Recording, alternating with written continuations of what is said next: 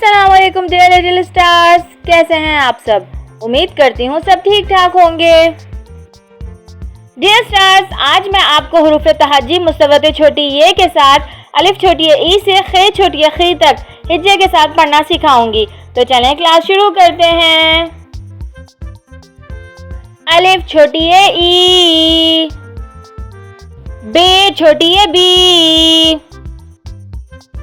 पे छोटी पी, ते छोटी ती, टे छोटी टी, से छोटी सी,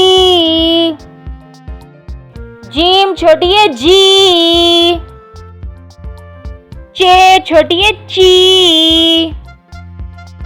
हे छोटी ही, खे छोटी खी। आइए अब रवा पढ़ते हैं। ई, बी,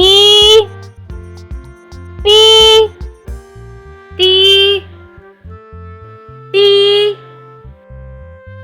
सी, जी,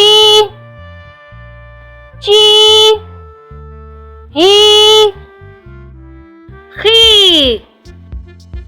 डियर स्टार्स, उम्मीद करती हूँ आपको हुरूफ तहज्जी मुस्तवत छोटी ये के साथ अलिफ छोटी ई से खे छोटी खी तक हिज्जे के साथ अच्छे से याद हो गया होगा। मिलती हूँ नेक्स्ट क्लास में, जब तक के लिए बाय बाय।